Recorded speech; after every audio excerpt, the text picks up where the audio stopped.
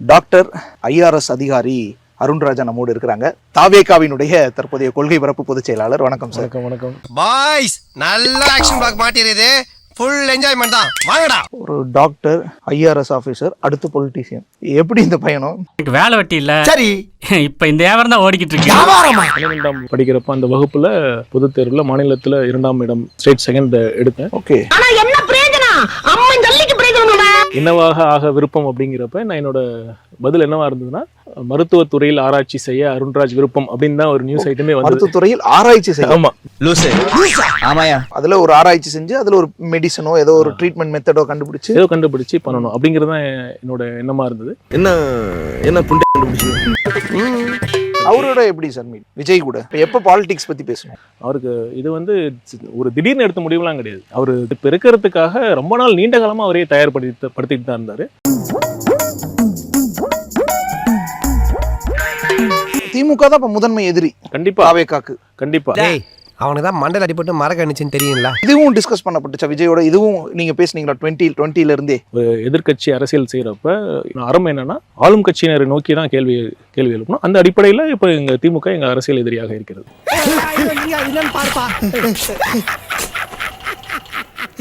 கொள்கை எதிரி பாஜகன்றோம். ஆனா பாஜகவை பத்தின விமர்சனம் மட்டும் எல்லாம் அமைதியா இருக்காங்க. தாவேகளை எதுவும் பேச மாட்டாங்க. அவங்களுக்கே பிரச்சனைனா கூட பேச மாட்டாங்களே என்ற விமர்சனம். கண்டிப்பா அதெல்லாம் நான் ஏற்றுக்கொள்ளவே மாட்டேன். நான் துப்புறதுக்குள்ள இங்க போயிட்டு ஃபர்ஸ்ட் டைம் வந்து அவருக்கு அரசியல் கட்சி ஆரம்பிக்கிறப்ப முதல் மாநாட்டில் வந்து இங்க மாநிலத்தில் ஆள்றவங்க, ஒன்றியத்தில் ஆள்றவங்க 2 பேரையும் வந்து எதிரியா வந்து சித்தரிச்சு வந்து உறுதியாக சொல்ற துணிச்சல் யாருக்குங்க இருக்கு? கரெக்ட். எப்படி நீங்க விமர்சிக்கிற அளவுக்கு பாஜக இது இப்ப மாநில தேர்தல் தானே வருது. ஓகே. அதனால திமுக தான் இப்போ கண்டிப்பாமா. என்ன பாக்குற? நல்லாவே தெரியுது. என்ன தெரியுது? மாறு வேஷம் தான் தெரிஞ்சு போச்சா? நீங்க பேசுறீங்க சார் நிறைய விஷயங்கள்ல. திருப்பரங்குன்ற இஷ்யூவா அப்போ செய்தியாளர்கள் எழுப்புற கேள்விக்கு நீங்க பதில் சொல்றீங்க. விஜய்கிட்ட இருந்து அப்படியான அறிக்கையோ, அவர்கிட்ட இருந்து ஒரு பேச்சோ, இல்ல வேறு தலைவர்களோ பேச மாட்டாங்களே அப்படின்ற யார் யார் எப்ப பதில் சொல்லுமோ அப்ப கண்டிப்பா நாங்க எல்லா இஷ்யூஸ்க்கும் நாங்க ஓகே பதில் அளித்து கொண்டு தான் இருக்கிறோம். ஓகே. எனக்கு தெரியாது, உங்களுக்கு தெரியாது. அம்மா உங்களுக்கு தெரியுமா? சார் உங்களுக்கு தெரியுமா? யாருக்குமே தெரியாது. திமுக அதிமுக சரணடைஞ்சிட்டாங்கன்னு திருப்பி இவங்கள வந்து விமர்சிக்கிறீங்களே தவிர பிஜேபி செய்த ஒரு விஷயத்தை நேரடியா இன்னைக்கு சுட்டி காட்டி எதுவுமே விமர்சிக்க மாட்டேன்றீங்களே. வந்து இப்ப நான் என்ன ஒரு சொல்றது? அது விமர்சிக்கக்கூடிய களம் கிடையாது. இன்னைக்கு நம்ம இப்படி பேசுறது அரசியல் மேடை வேற, அரசியல் மேடை கிடையாது. இருக்கிறாங்கப்பா அங்க ஆபீஸ்ல எல்லாம் பார்த்து தேவையில்லாத ஐடியாலாம் கொடுத்து நம்மள இறக்கி படிக்க. இந்தியாவிலேயே பெட்டர் ஸ்டேட் தமிழ்நாடு. பெட்டரா இங்க ஹெல்த் சிஸ்டத்துல இருந்து, எஜுகேஷன் சிஸ்டத்துல இருந்து எல்லாத்துலயும் பெட்டரா தானே நம்ம இருக்கிறதா சொல்றாங்க. டிவிகேல இருக்குங்கிறதுனால திமுக பண்றது எல்லாத்தையும் நான் வந்து எதுவுமே பண்ணல. இந்த திராவிட கட்சிகள் தமிழ்நாட்டுக்கு எதுவுமே பண்ணல நாங்க சொல்ல வரல. நான் முடிவு பண்ணிட்டேன். தப்பிக்கலானா ஒத்துக்கலான்னு. இப்போ ஒரு ரோடு வந்து 100 கோடியில போட முடியும்னா அது வந்து 130 கோடிக்கு தான் நம்ம கவர்மெண்ட்டுக்கு செலவாகுது. 1 கோடி நீ பார்த்த ஏன் ஊழல் பண்றீங்கன்னா தாம் ஒன்றிய அரசு ஒண்ணு நிதி கொடுக்கலன்னு காட்டாதீங்க. இப்ப ரொம்ப யோக்கியம். நீ உருட்டல. நீங்களும் ஒன்றிய அரசுனே சொல்றது நியாயமான்னு பாஜக தரப்புல இருந்தும் மத்தவங்களும் கேட்கறாங்க. அங்கிள் எல்லாம் ஓகேதான், சும்மா உங்க முன்னாடி.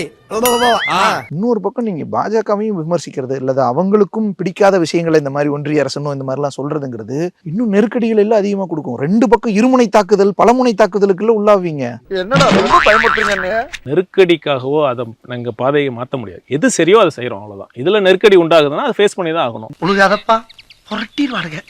ஏன்னா நீ ஓடிடுவ, நான் தாத்தா மாட்டுவேன். கூட்டணி சார் கூட்டுக்கிட்டே இருக்காங்க எல்லாருமே. போனா நல்லது, திமுகவை தான் வீழ்த்தணும்ன்றது எண்ணம் ஆயிடுச்சு. அப்போ வீழ்த்தலாம்ல, அதுக்கு கூட்டணி போனா வீழ்த்துறதுக்கு வாய்ப்பு இருக்கும்ல. அவங்களும் கூப்பிடுறாங்க, ஓப்பன் ஹேண்ட்ல எவ்வளவு கூப்பிடுறாங்க. ஏன் மாட்டேன்றீங்க? எங்களை பொறுத்த வரைக்கும் எங்களோட கொள்கை நிலைப்பாட்டுல ரொம்ப சமரசம் இல்லாம அதே நிலைப்பாட்டுல தான் இருக்கும். கூறு கட்டவெல்லாம் கொள்கையை பத்தி பேசுறாங்க. நானே அமைச்சர் எடுத்து போச்சு. இப்போ சார் செங்கோட்டையன் அவர்கள் வந்தாரு, தாவேகால இணைஞ்சார். அந்த மாதிரியான நபர்கள் வர்றது எந்த அளவுக்கு பலமிக்க ஒரு விஷயத்தையே கொடுக்குது? கண்டிப்பா அது பெரிய பலமா. மாமா எங்க நீ முறை இந்த மாதிரி இன்னும் நிறைய பேர் வர்றதுக்கு வாய்ப்பு இருக்கா? கண்டிப்பா இருக்கு. கண்டிப்பா இருக்கு. இப்படி வராங்க, வரும் பொழுது உள்ளுக்குள்ள பிரச்சனையாகாதா? ரொம்ப நாளா விஜய் கூட இருக்காங்க, ரசிகர் மன்றத்துல இருந்து செயல்பட்டு இருந்தாங்க, அவங்களுக்கு ஒரு வாய்ப்பு போகுதுன்ற எண்ணம் எல்லாம் வராதா? உங்களையே நம்பி இருக்காங்களே இவ்வளவு மக்கள், அவங்களுக்காக நீங்க என்ன பண்ண போறீங்க? இது வரைக்கும் உங்க 2 பேருக்கு நான் என்ன பண்ணிருக்கேன்? ஒன்றும் பண்ணல. அதேதான் அவங்களுக்கும் போய் சொல்றாங்க. இப்ப இந்த தேர்தலில் விஜய் அவர்களையும் எதிர்பார்க்கலாமா சார்? களத்துல நேரா நிப்பாரு. அவர் தாங்க முதல் வேட்பாளர். எங்கள்கிட்ட அவர் ஆர்மியில வந்து அவர் தான் முன்னாடி இருப்பார். திடமாகத்தானே இருக்கிறீர்கள். கண்டிப்பா போட்டிடுறாரு. கண்டிப்பா போட்டிடுறாரு. எந்த தொகுதி சார்? சஸ்பென்ஸ். மக்களே, நல்லவங்களை ஆண்டவன் சோதிப்பான்னு சொல்லுவாங்க எல்லாரும். என்னம்மா இருக்கு ஆண்டவன் என்னை சோதிக்கிறான்னு தெரியல. ஏன்டா நானா நல்லவனாடா? நான் ஒரு குடிகாரன், முள்ள மாதிரி பைய, முடிச்சவிக்கு பைய, கெட்ட பையன்டா. என்ன மயிருக்குடா சோதிக்கிறான். சீமான் அவர்கள் வண்டி நம்ம ஸ்டாப்புக்கு வந்துருச்சு.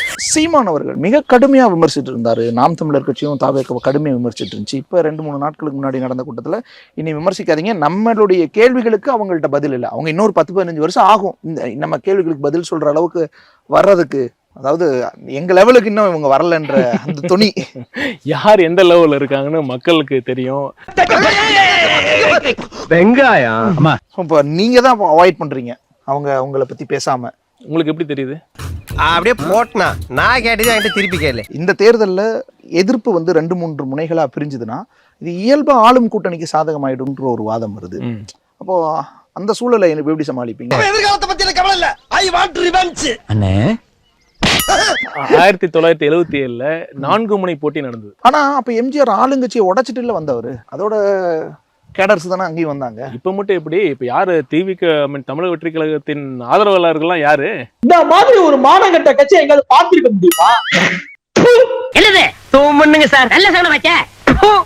ஏன் மாவட்ட தலைமையில ஒரு குறை சொல்லு பாப்போம். ஒரே ஒரு குறை. பெண் நிர்வாகிக்கு பாலியல் தொல்லை தந்ததாக சமூக வலைதளங்களில் பரவிய வீடியோவால் தாவேக நாமக்கல் கிழக்கு மாவட்ட செயலாளர் செந்தில்நாதன் பதவி பறிக்கப்பட்டுள்ளது. ஏன் மாவட்ட தலைமையில ஒரு குறை சொல்லு பாப்போம். ஒரே ஒரு குறை. ஸ்டார்ட் பண்ணு.